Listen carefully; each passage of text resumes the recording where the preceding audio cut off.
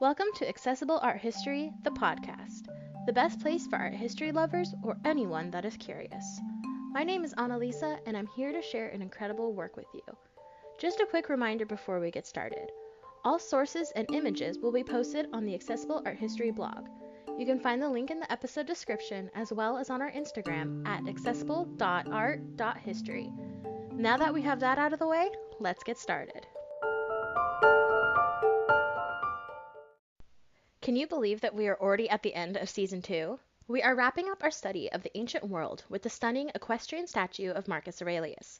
Although this class of statue was quite popular in the ancient world, this is the only example to survive to the modern era. To learn all about this sculpture in ancient Rome in the 2nd century, then keep on listening. The equestrian statue of Marcus Aurelius is made of bronze and looms over the viewer. Horse and rider stand at a massive 13.9 feet or 4.2 meters. Our historians believe that this piece dates from the latter part of Marcus Aurelius' reign, around 176 to 180 CE. Today, the original sculpture is housed in the Capitoline Museum in Rome. However, a replica stands in its place on the Piazza del Campidoglio just outside. This statue is one of 22 imperial equestrian monuments that decorate the city of Rome. However, it is the only one to have survived antiquity. We are going to talk more about why this was the case later. Since its unveiling, it has been praised for its naturalistic detail. The muscles of the horse tense as he lifts his foot and turns his head in response to Marcus Aurelius grabbing the reins. The emperor had his hand raised in one of 3 gestures. Without any inscriptions, though, historians are split onto which one this piece actually represents. The options are Adlucio, which is addressing the troops, Clementia, granting clemency, likely to an enemy defeated in battle, or Restitutio Paces, restoring peace. There are some art historians that believe there was once a barbarian cowering underneath the foot of the horse. A similar image can be found in other work depicting Marcus Aurelius, but without any inscriptions or surviving evidence, it's impossible to be sure. As mentioned before, this statue is made of bronze. In order to create a piece of this size, multiple pieces were made using the lost wax technique and then soldered together. The term lost wax does not mean that humanity lost knowledge of how to use this method. Instead, it refers to the fact that the wax melts away during the process. This is one of the oldest techniques for creating sculpture.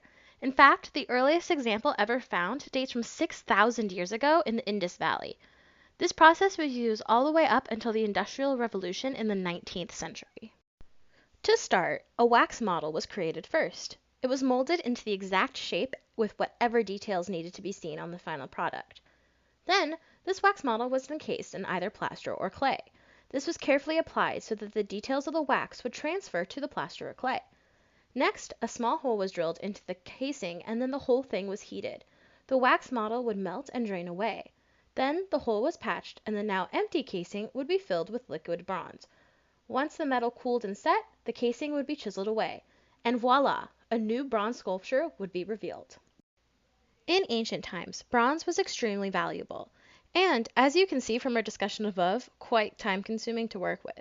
So, it was common practice to melt down old statues and other pieces to reuse in new ways, especially for weapons. But, if this was the case, then how did this particular statue survive? Well, the devil is in the details. When the equestrian sculpture was first debuted, it sat in one of 2 places. Some historians favor the Caelian Hill, due to its proximity to the imperial cavalry barracks. Others think that it was placed on the Campus Martius, a popular area of the city. By the 10th century, the statue became identified as that of Constantine. This is the major key to its survival.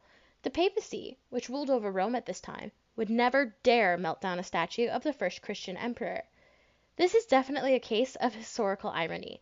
Under Marcus Aurelius' rule, there was an increased persecution of Christians, though it's possible that this was under direction from his officials. In 1538, Michelangelo had the sculpture moved to the Capitoline Hill. He had been commissioned by the papacy to design a new piazza there. It was called the Piazza del Campidoglio and can still be visited in Rome today. Michelangelo had the ground covered in gray stone and highlighted it with an intricate white geometric pattern. This statue served as a centerpiece for over 400 years. In 1981, the government made the decision to move the piece into the museum for its protection. A replica was made and put in its place. The equestrian statue of Marcus Aurelius has been a major part of the Italian national identity. In fact, it was placed on one of their euro coins. Next, we're going to talk more about the emperor and the impact of his statue. But first, we're going to take a quick break.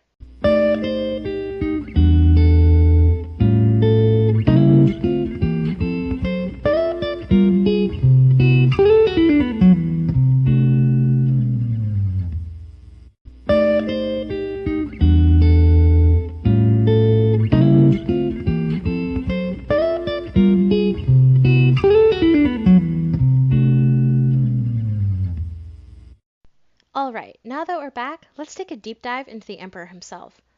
Marcus Aurelius was born in or around 121 CE.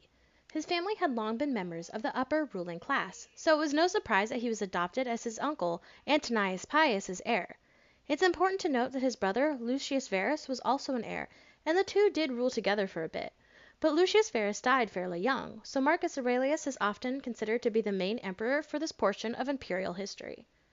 Marcus Aurelius reigned over Rome from 161 to 180 CE. He is considered the last of the 5 good emperors. The others include past podcast subject Trajan, and also Nerva, Hadrian, and Antoninus Pius. During his reign, Marcus Aurelius fought in numerous military conflicts, trying to keep the giant empire together. In addition, a devastating plague ravaged across the world. It is called the Antonine Plague after the dynasty, and historians estimate it killed around 5 million people between 165 and 166 CE. For the first couple centuries of the Roman Empire, emperors were always beardless. To them, it radiated power and class. We talked a bit about this during the last episode, so make sure to check that out. However, Hadrian, who ruled about 30 years before Marcus Aurelius, admired the Greek culture so much that he grew a beard. From then on, his successors followed this trend. But Marcus Aurelius took it a step further. He was highly educated and found himself drawn to the Stoic philosophy school. This type of philosophy focused on restraint, knowledge, and reason. Marcus Aurelius wrote a book on the subject called Meditations, which is still popular to this day. Sadly, Marcus Aurelius's reign marks the beginning of the end of the Roman Empire. Breaking with tradition, he chose his son Commodus as his heir. This was an incredibly poor decision. Commodus was not the most stable of men, and his reign led to giant cracks forming in the once mighty empire. In fact, he was so hated that he was assassinated in 192 CE. Today, Marcus Aurelius is not remembered for his son's actions, but instead for his wise rule and stoic nature. As we just mentioned, Marcus Aurelius's reign was one of the last good ones during Roman history. In fact, historians use his death date as the end of the Pax Romana. This term literally means Roman peace, and lasted from around 27 BCE with the foundation of the empire under Augustus to the death of Marcus Aurelius. For about 200 years, Rome saw unprecedented growth and prosperity in both territory and economy. This relative stability allowed for artistic, scientific, and engineering advances to be made, further allowing for expansion of the empire's ideals. There were a few rough patches here and there, like the reigns of Caligula and Nero, and the Year of the Four Emperors, but for the most part, the emperors that ruled over the Roman Empire were strong and steady leaders. The equestrian statue of Marcus Aurelius was one of the most influential sculptures from the ancient world. And as mentioned before, since it was the only one of this style to survive antiquity, art historians can directly trace its influence.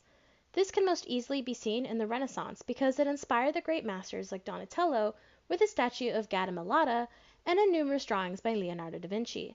They were fascinated with the realistic depiction of the human and equine forms, as well as celebrating the achievements of a single man.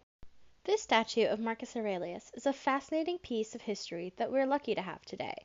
It represents the peak of the Roman Empire and how the Romans wanted to be remembered.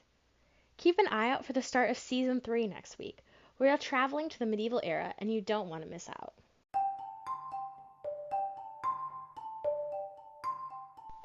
Thank you so much for listening to this episode of Accessible Art History, the podcast.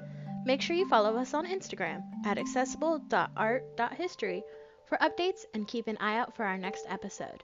They drop every Monday on your favorite podcast platform.